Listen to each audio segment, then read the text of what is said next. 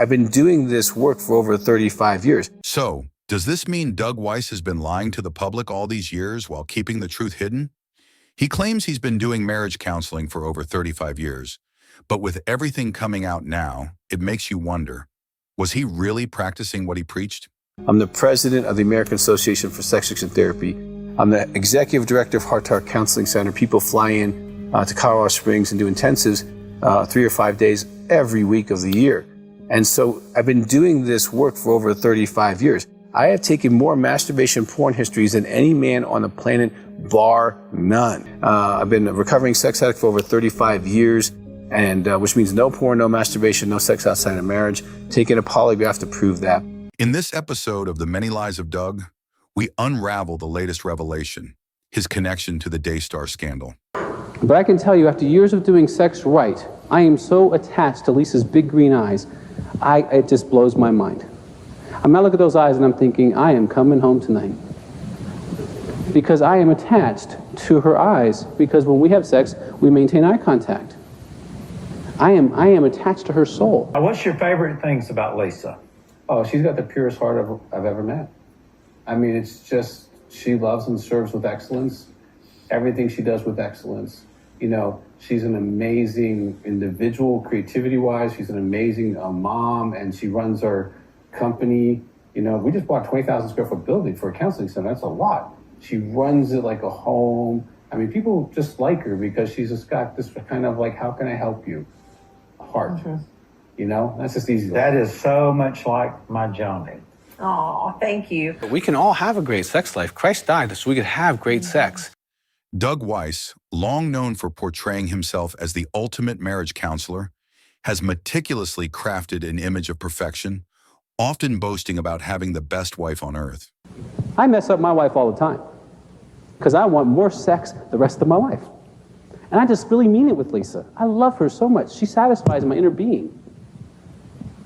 And these are what she wants to hear. So if you will tell her, you satisfy me, it'll mess her up for at least a week. Well, divorce it's a no-win for anybody. That's why God doesn't like it. Because what happens is, depending on how well you were in this marriage, you're going to have regret on who you were if you don't have a clear conscience. If you didn't give it the last shot. In my office, Joni, I'm 3 to 4 times a month. Dr. Weiss, this is our last shot. I go, great, because we do pretty good with last shots. Most of them make it. I guess the butterfly feelings kind of last, I guess, for the first 18 months of maybe a new relationship. Is it because those fade away? Mine and you don't. get I got comfortable, 30 years or? and I'm still butterflied as soon as she walks. Seriously. That's good. Lisa's my buddy. She's my friend and co-partner in business and everything we do. And I invest in that. What's your favorite things about Lisa? Oh, she's got the purest heart I've ever met. I mean, it's just, she loves and serves with excellence. Everything she does with excellence. You know, she's an amazing individual, creativity-wise. She's an amazing mom, and she runs our company. You know, we just bought a 20,000 square foot building for a counseling center. That's a lot. She runs it like a home. I mean, people just like her because she's just got this kind of like, how can I help you? Heart. Mm-hmm. You know, that's just easy. That is so much like my Joni. Oh, thank you. Doug always made his marriage seem like the perfect example. Whenever he spoke about his wife on camera, it was all smiles, praise, and heartfelt stories about how incredible she was. For years, he came across as the guy who had it all together, both in his personal life and as a counselor. But now the truth is out, and it paints a very different picture. The man who preached about commitment couldn't keep his own. What was once seen as the gold standard is now surrounded by controversy. Do you remember when you said I do? What does your I do mean that you would do? I praise my wife all the time because that is the voice of God towards her. But now that with the leaked audio and his divorce from Lisa, a lot of people, including me, are starting to wonder, was it all just a show? Could all those sweet words and perfect marriage vibes have been a facade designed to make him look like the ultimate expert on love and marriage? Let's be real. If you're running a counseling business, projecting the image of a rock-solid marriage is a great way to get people to trust you and book your sessions. It's hard not to feel a little skeptical now. If Doug's marriage wasn't what he made it out to be, what does that mean for the advice he's been giving? Don't get me wrong, everyone has struggles, But the idea that he might have been using his personal life as a marketing tool to build his brand? That stings. It makes you wonder how much of what we saw was genuine and how much was just good PR. The divorce doesn't just raise eyebrows, it raises questions. Can someone really guide others in their relationships when their own is falling apart? Or was the business of looking perfect more important than being real? Honestly, it's tough to watch someone you thought had the answer suddenly seem like they don't have it all together after all. In the many leaked audio clips that have surfaced, Doug has shifted the narrative, making it seem like his marriage to Lisa was less of a partnership and more of an obstacle to his career. It's almost like he's rewriting history, painting himself as someone who had to endure the marriage all those years, rather than celebrate it as the blessing he once claimed it to be. One particular audio stands out, and I'm going to play it for you shortly, where Doug reveals something shocking. He claims that there was a show he had always wanted to create, but according to him, God had restricted him from pursuing it while he was still married. Doug says that God told him, "I will fund it." He implies that the moment he filed for divorce, God miraculously provided the funding through people who showed up out of nowhere. When I was going through the divorce process, I already filed for divorce. Now for 20 plus years, I wanted to do a show on Lisa, okay? And the Lord said, "Don't you fund it. I'm gonna do it." I'm like, okay. So that went on for years. And after I filed, I had a guy give me $400,000. Then about a week and a half later, someone gave me $250,000 out of the blue. So I'm like, okay, Lord. So we're working still in the filing process and not knowing what's going to happen. Well, you know, that's a miracle. Okay, you don't get $650,000 out of the air. That's a miracle. It's a bold claim, to say the least. Doug essentially frames the timing of his divorce as part of some divine plan, as if breaking up his marriage was the key to unlocking his career goals. But let's be real for a second. How does that add up? Does God really bless actions that go against the very covenant of marriage Doug spent years preaching about? It feels like he's using God to justify a decision that has left many people, especially those who looked up to him, feeling confused and betrayed. And honestly, it's heartbreaking to hear Joni speak so poorly of Lisa now. Let's not forget, Lisa wasn't just Doug's wife. She was also a part of Daystar. She appeared on the network, shared her perspective, and was part of the image Doug built as the perfect counselor with the perfect marriage.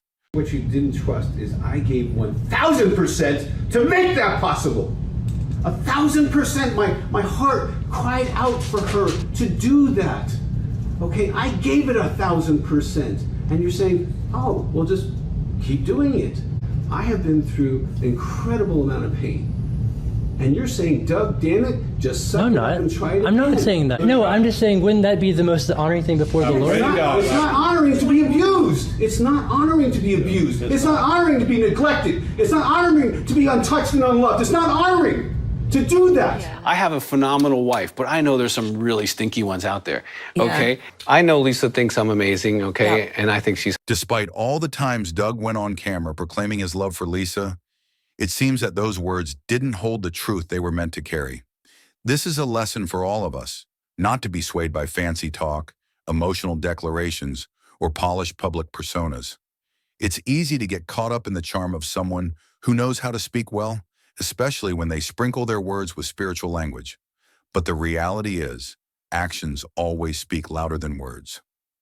The danger of deceptions in the media. In today's world, media platforms allow anyone with charisma and a message to reach millions, but not all messages come from a place of sincerity. Some leaders use their platforms to build a facade, saying what people want to hear while living a completely different reality behind the scenes. It's no surprise that Doug's glowing words about Lisa now ring hollow, given the abruptness of his actions. What looked like admiration on the outside was, perhaps, nothing more than a carefully constructed narrative to maintain an image. This is a dangerous trend in Christian circles and beyond. People see what's presented to them on stage or online and assume it reflects the whole truth. But what's hidden off camera often tells a very different story. This isn't just about Doug or Lisa.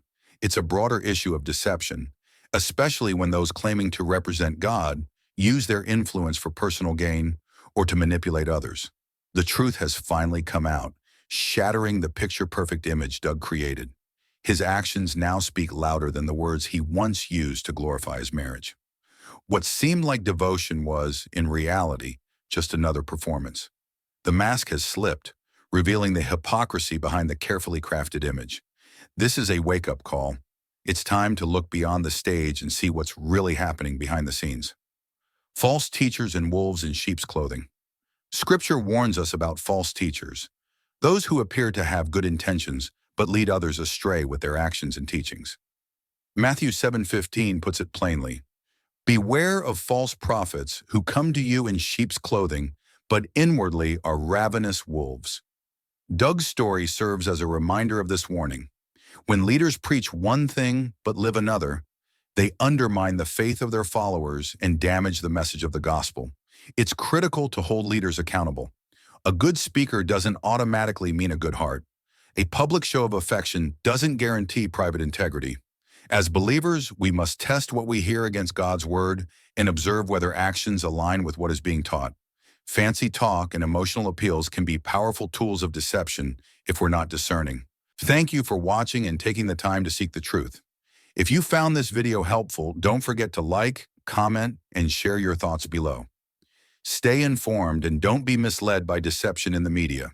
For more eye-opening discussions and deeper insights, make sure to subscribe to Faith Unfiltered. Hit the notification bell so you never miss an update. See you in the next video.